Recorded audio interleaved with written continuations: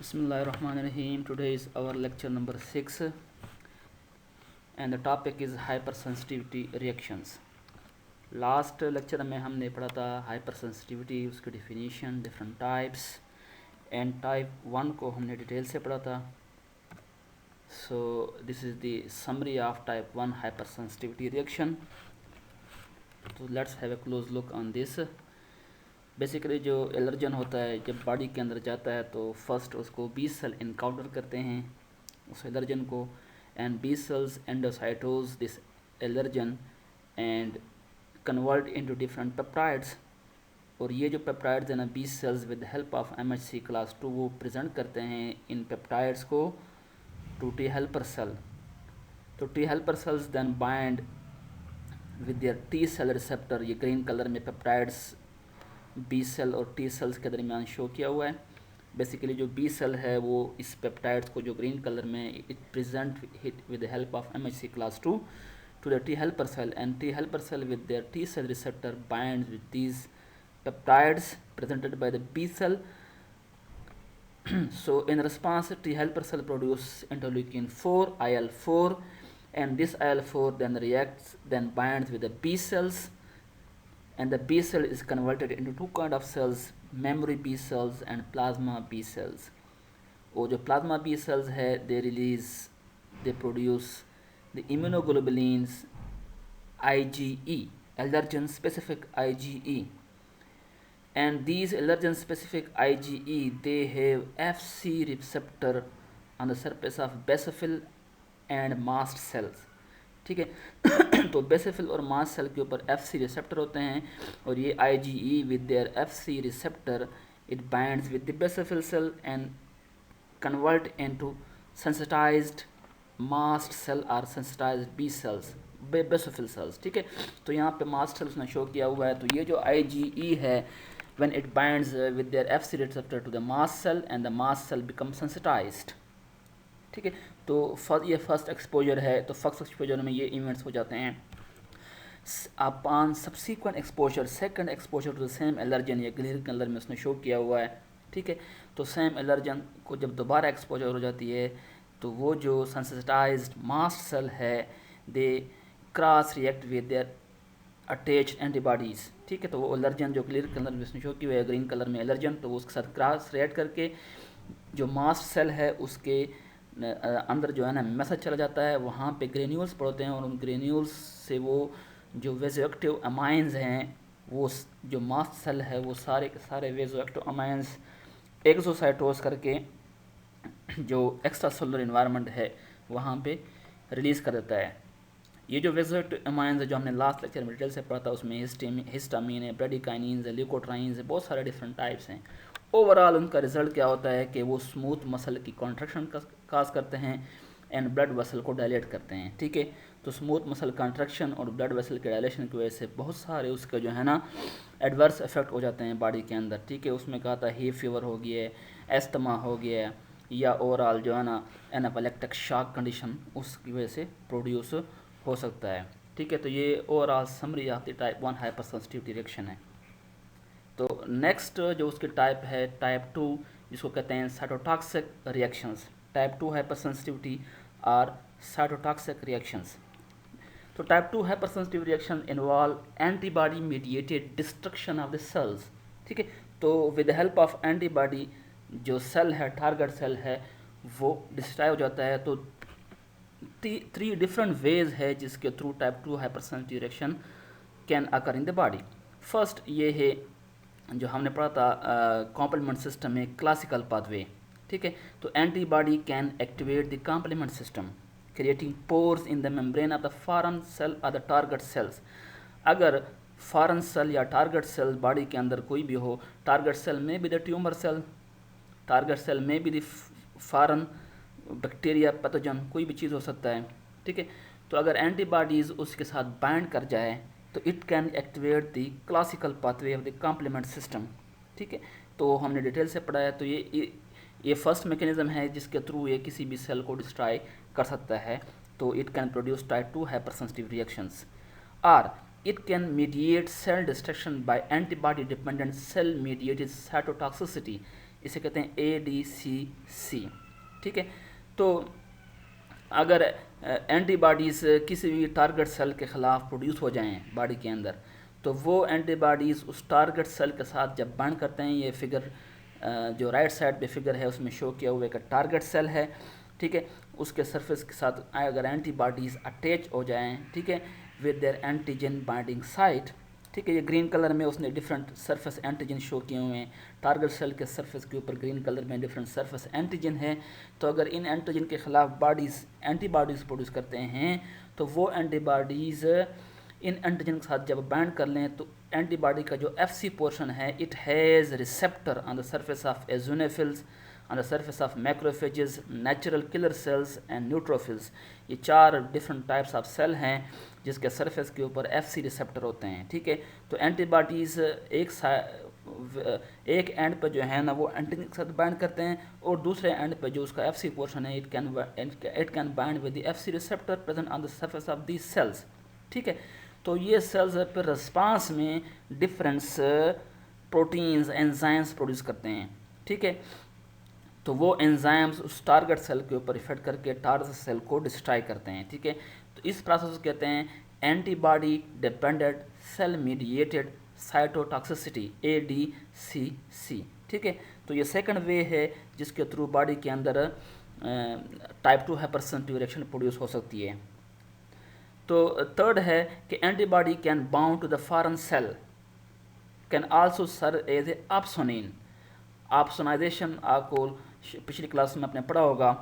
ठीक है, तो ऑप्सोनाइजेशन वो अमल है, इट इज़ वो प्रोसेस है जिसके थ्रू एंटीबॉडीज़ या एक और है कॉम्प्लीमेंट C3b प्रोटीन, या एंटीबॉडी या C3b, ये अगर किसी भी पैथोजन के सरफेस के उसके ऊपर बाइंड करते हैं ना, तो उसके बाद जो फेगोसिटिक सेल्स है वो फिर इन एंटीबॉडी या C3b के साथ बाइंड करके उस जो पैथोजन है उसको फेगोसाइटोस करते हैं। इस अमल को कहते हैं ऑप्सोनाइजेशन।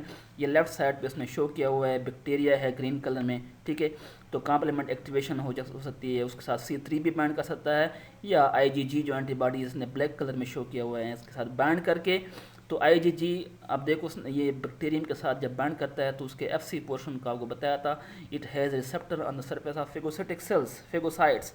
ठीक है, तो जब ये उन रिसेप्टर के साथ बाइंड करते हैं FC पोर्शन और receptor of the phagocytic cell, तो वो उसको करते हैं फेगोसाइटोज, एंड इस प्रोसेस को कहते हैं ऑप्सोनाइजेशन। ठीक है, तो टाइप 2 हाइपरसेंसिटिव रिएक्शंस इन 3 तरीक़ों से बॉडी के अंदर प्रोड्यूस हो सकती है। ठीक है, तो टाइप 2 हाइपरसेंसिटिव रिएक्शंस के डिफरेंट एग्जांपल है, जिस तरह ब्लड ट्रांसफ्यूजन रिएक्शन है, haemolytic disease of the newborn है, and drug induced haemolytic anaemia. ठीक है, तो ये 3 एग्जांपल है, इसको हम 1 बाय 1 पढ़ेंगे। फर्स्ट है ब्लड ट्रांसफ्यूजन रिएक्शंस। ठीक है, तो ब्लड के जो है ना डिफरेंट टाइप्स हैं, जिसको कहते हैं ABO ब्लड ग्रुप सिस्टम।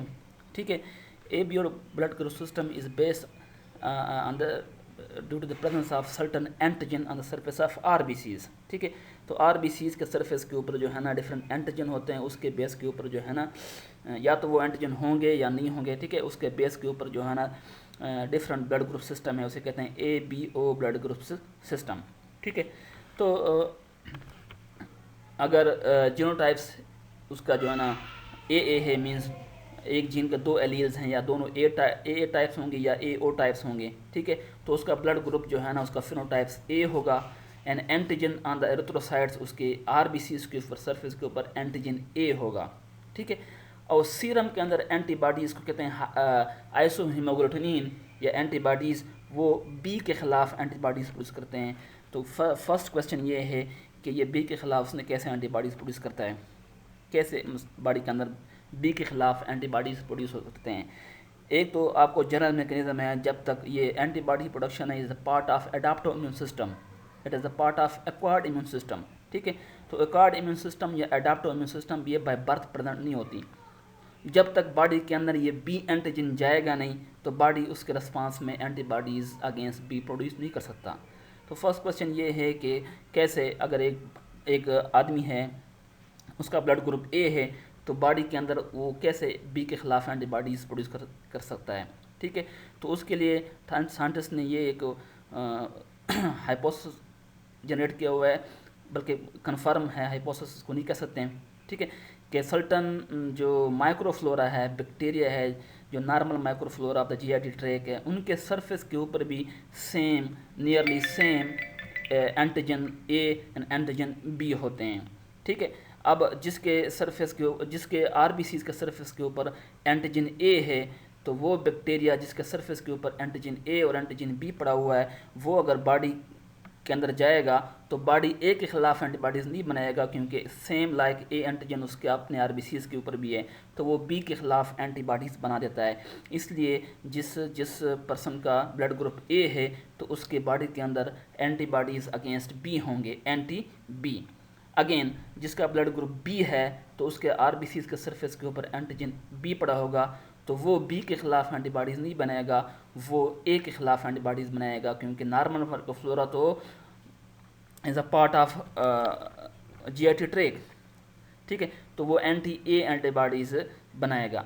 अब जिसका ब्लड ग्रुप ए बी है, इसका मतलब ये है कि उसके आरबीसी उसके सरफेस के ऊपर ए एंटीजन भी है और बी एंटीजन भी है, तो जाहिर बात है अगर माइक्रोफ्लोरा उसके बॉडी को एक्सपोज होता है, उसके इम्यून सिस्टम को, तो वो दोनों को अपना सेल्फ कंसिडर करेगा, ए को भी और बी को भी, तो उनके बॉडी के अंदर किसी के खिलाफ एंटीबॉडीज़ नहीं होंगी। अब जिसका ब्लड ग्रुप ओ है तो इसका मतलब ये हो गया कि उसके सरफेस आरबीसी के सरफेस के ऊपर ना ए एंटीजन है और ना बी एंटीजन है, तो इस तरह का पर्सन उसके बॉडी के अंदर अगर ये नॉर्मल माइक्रोफ्लोरा एक्सपोज होता है उसके इम्यून सिस्टम को, तो वो दोनों के खिलाफ एंटीबॉडीज़ बनाएगा, anti A anti B antibodies. तो ये है अब मैकेनिज़्म जो ब्लड ट्रांसफ्यूजन रिएक्शन का क्या मैकेनिज़्म हो सकता है। ठीक है, तो अगर एक पर्सन है उसका ग्रुप ए है, ठीक है, ये उसकी जो है ना समरी डिटेल्स जो मैंने अभी लास्ट स्लाइड में एक्सप्लेन किया है, सेम उसकी डिटेल यही है कि तो अगर एक आदमी है उसका ब्लड ग्रुप ए है, अगर हम उसको बी ब्लड ग्रुप ट्रांसफ्यूज़ करते हैं, ठीक है, तो वो जो रिसिपेंट है ब्लड ग्रुप ए वाला, तो उसके बॉडी के अंदर बी के ख़िलाफ़ एंटीबॉडीज़ होंगे। ठीक है, अब ब्लड ग्रुप बी जब उसके बॉडी के अंदर जाएगा तो वो जितने भी आरबीसीज जो डोनर उसको दे रहा है रिसिपेंट के एंटीबॉडीज़ वो सारे के सारे जो डोनर आरबीसीज हैं उनके साथ बाइंड कर देंगे। ठीक है, तो ये क्या बन गया, एंटीजन और एंटीबॉडी कॉम्प्लेक्स बन गया। ठीक है, तो जब एंटीजन और एंटीबॉडी कॉम्प्लेक्स बनता है तो आपको बताया था कि ये 3 मैकेनिज़्म है, इसके थ्रू वो सेल को डिस्ट्रॉय कर सकता है। फर्स्ट कॉम्प्लीमेंट सिस्टम, वहाँ एक्टिवेट क्लासिकल पाथवे एक्टिवेट हो सकता है। सेकंड आपको बताया था ADCC, ठीक है, तो ADCC के थ्रू भी ये एक्टिवेट हो सकता है। और थर्ड है ऑप्सोनाइजेशन, कि जब एंटीबॉडीज़ किसी भी एंटीजन के साथ रिएक्ट कर लें तो वो can act as a opsonin, तो वो उसकी ऑप्सोनाइजेशन हो सकती है। तो जितनी भी डोनर के आरबीसीज है वो सारे के सारे लाइस हो जाएंगे, उनकी ब्रेक डाउन हो जाएंगी रिसिपेंट के बॉडी के अंदर।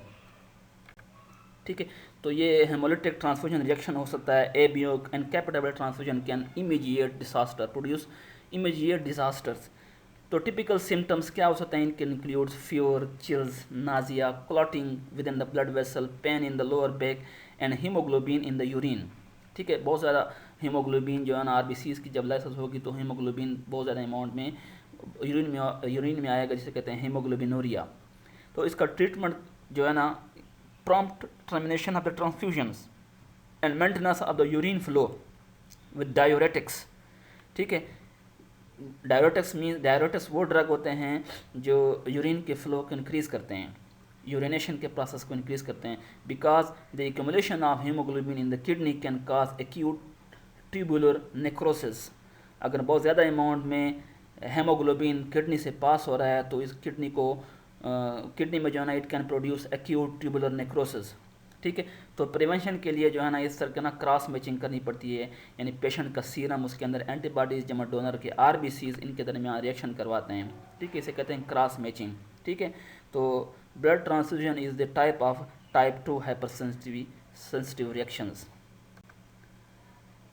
सेकंड है haemolytic disease of the newborn.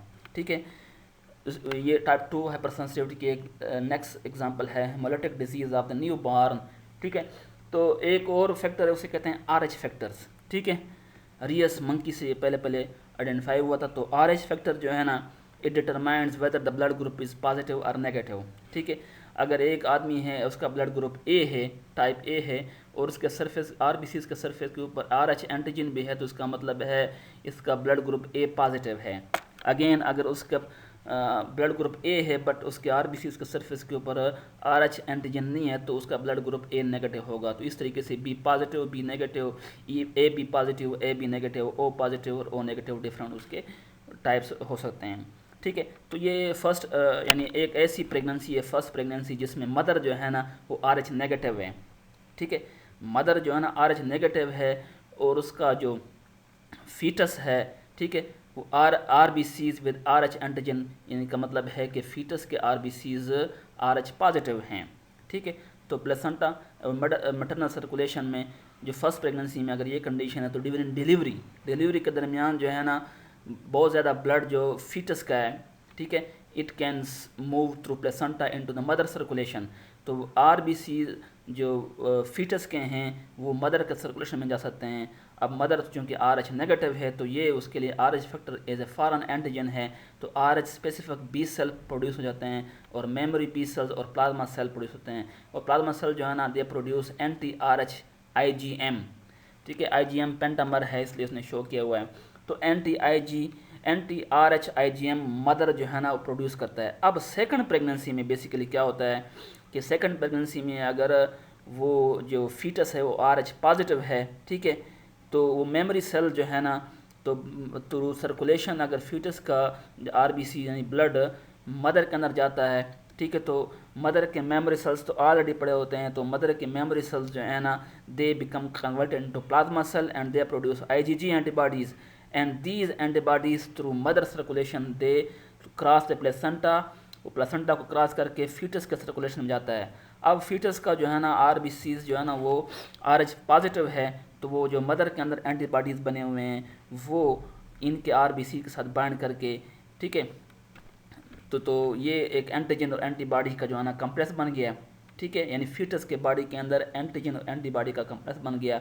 ठीक है, तो ये जब कम्प्लेक्स बनेगा तो it can be lysed, these RBCs can be lysed either by the classical pathway of the complement system or through ADCC or through opsonization। ठीक है, तो ये देखो IgG anti-RH antibodies cross the placenta and attack the fetal RBCs causing erythroblastosis fetalis।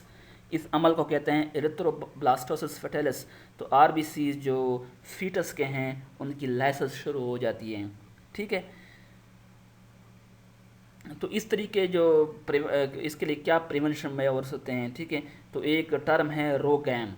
ठीक है, RhoGAM these are the antibodies against the RH factors. ठीक है, यानी डिलीवरी के within first 24 to 48 hour of the delivery mother को, चूँकि mother के body के अंदर फीटस के आरबीसीज जाते हैं, ठीक है, तो मदर के बॉडी के अंदर अगर ये रोगैम यानी एंटीबॉडीज़ अगेंस्ट RH फैक्टर ये इंजेक्ट करवाते हैं तो फीटस के थ्रू जितने भी आरबीसीज गए हुए हैं वो सारे के साथ एंटीबॉडीज़ बाइंड कर लेगा और मदर का जो इम्यून सिस्टम है वो जो फीटस के आरबीसीज सारों की लाइसेंस कर देगा। इस तरीके से बी सेल की एक्टिवेशन नहीं होगी, मेमोरी बी सेल नहीं बनेंगे। ठीक है, तो जब मेमोरी बी सेल नहीं बनेंगे तो एंटीबॉडीज़ मदर के सेल के अंदर नहीं बनेंगे। ठीक है, तो ये एक तरीका हो सकता है। तो haemolytic disease of the new born it involves RH blood group system, again जो है ना उसमें RH फैक्टर होता है। तो ये उसकी सेम मैकेनिज्म उसने एक्सप्लेन किया हुआ नेक्स्ट स्लाइड के ऊपर। द फर्स्ट प्रेगनेंसी में जो है ना RH negative mom with RH positive foetus makes antibodies against the baby RBCs that enter the mom circulation at birth. Next pregnancy, the IgG antibodies cross the placenta, destroy the fetal RBCs. It can produce jaundice, brain damage in the fetus. So HDN can be prevented by giving mom RhoGAM after birth. ये उसने वो same mechanism explain किया हुआ है। ठीक है, तो anti-RH antibodies that lies the baby RBC in the mom circulation. ठीक है, तो with in first 24 to 48 hour of the delivery अगर मदर को रोगैम यानी antibodies against the RH factor ये इंजेक्ट करवाते हैं तो मदर का सर्कुलेशन में जितने भी RBCs आए होंगे फ्रॉम फीटस उनके साथ ये एंटीबॉडीज़ बाइंड कर लेंगे। तो वो जब एंटीजन और एंटीबॉडीज़ यानी RBCs और एंटीबॉडीज़ के दरमियान जब रिएक्शन होगा तो आगे ज़ाहिर बात है वो फिर या तो थ्रू कॉम्प्लीमेंट सिस्टम उनकी आरबीसीज की लाइसेंस होगी, या थ्रू एडीसीसी, या थ्रू ऑप्सोनाइजेशन। तो मदर के बॉडी के अंदर जितनी भी RBCs from the foetal origin आए होंगे वो सारे के सारे किल हो जाएंगे। इस तरीके से 20 सेल का एक्सपोजर नहीं होगा। तो जब 20 सेल का एक्सपोजर नहीं होगा तो no memory B cells, no plasma cell will be form against the RH antigen. Third mechanism है ड्रग इंड्यूस हेमोलिटिक एनीमिया। कुछ एंटीबायोटिक्स हैं लाइक पेनिसिलिन है, सेफालोस्पोरिन है, स्ट्रेप्टोमाइसिन है, ठीक है, ये सारे इनका मॉलिक्यूलर वेट बहुत कम होता है, तो it can not act as an antigen, ठीक है। तो मॉलिक्यूलर वेट जब उनका कम होता है तो एंटीजन के तौर पे काम नहीं कर सकते हैं। तो ऐसे मॉलिक्यूल को कहते हैं हेप्टेन। सर्च मॉलिक्यूलर कॉल्ड एज हेप्टेन। तो ये जो कुछ लोगों में ये एंटीबायोटिक्स जो है ना, दे प्रोड्यूस्ड एलर्जिक रिएक्शन या हाइपर सेंसिटिविटी टाइप 2 रिएक्शंस। हर एक में नहीं प्रोड्यूस होता, कुछ लोगों में ये प्रोड्यूस हो जाते हैं। उसके पीछे मैकेनिज्म क्या है? ये जो पेनिसिलिन है या सेफालोस्पोरिन है या स्ट्रेप्टोमाइसिन है, they can bind, they can absorb non specifically on the surface of RBC's membrane to protein on the surface of RBC membrane forming a complex similar to a heptane carrier complex। अब RBC's के surface के ऊपर protein है, उनके साथ ये antibiotics bind कर जाते हैं। अब जो एंटीबायोटिक्स है, अब इनका मॉलिक्यूलर वेट बढ़ जाता है, ठीक है। तो ये एंटीबायोटिक्स चाहे पेनिसिलिन है, सेफालोस्पोरिन है, स्ट्रेप्टोमाइसिन है, ठीक है, RBC's के साथ जब ये कम्प्लेक्स बना के तो इनका मॉलिक्यूलर साइज बढ़ जाता है, तो it can act as an antigen. तो बॉडी उस पर्सन की जो बॉडी है वो इन एंटीबायोटिक्स के ख़िलाफ़ एंटीबॉडीज़ प्रोड्यूस कर लेते हैं, ठीक है। तो वो एंटीबॉडीज़ जो प्रोड्यूस हो गए हैं, दे बाइंड्स विद दीज पेनिसिलिन जो कि RBC's के साथ बाइंड किए हुए हैं, ठीक है। तो इस तरीके से क्या हो जाता है कि एंटीजन और एंटीबॉडी का कॉम्प्लेक्स बन गया है, ठीक है। तो जब एंटीजन और एंटीबॉडीज़ का कॉम्प्लेक्स बन जाता है on the surface of RBC's, ठीक है, तो जो 3 मैकेनिज्म आपको बताए थे, क्लासिकल पाथवे और ADCC और ऑप्सोनाइजेशन, तो इन तीनों मैकेनिज्म से वो जितने भी RBC's हैं उनकी लाइसेंस शुरू हो जाती है, ठीक है। तो सर्टन, या इसमें यही एक्सप्लेन किया हुआ है, certain antibiotics like penicillin, cephalosporin, streptomycin can adsorb non-specifically to protein on the surface of RBC membrane, forming a complex similar to a heptane carrier complex. In some patients, such drug-protein complex induce formation of antibodies, which then bind to the adsorbed drug on the red blood cells, inducing complement-mediated lysis and thus progressive anemia, ठीक है। तो RBCs की जब licence होगी तो उसकी जो amount है ब्लड के अंदर वो कम हो जाएगा, तो एनीमिया कंडीशन प्रोड्यूस हो जाता है। When the drug is withdrawn the haemolytic anaemia disappear, ठीक है। तो ये पेनिसिलिन जो है ना, ये penicillin can produce 4 types of the hyper sensitive reactions, ठीक है। ये टाइप 1 भी प्रोड्यूस कर सकता है, टाइप 2 भी प्रोड्यूस करता है, टाइप 3 एंड टाइप 4। तो टाइप 1 में जो है ना IgE एंटीबॉडी, तो वो अर्टिकेरिया सिस्टमिक एनाफिलेक्सिस प्रोड्यूस कर सकता है। टाइप 2 में जो है ना IgM IgG antibodies can produce haemolytic anaemia. Type 3 में IgG antibodies can produce serum sickness, glomerulonephritis. And type 4 में delayed type hypersensitive reactions can produce contact dermatitis, ठीक है। तो नेक्स्ट जो टाइप्स हैं उसमें इनको डिटेल्स इंशाल्लाह पढ़ेंगे।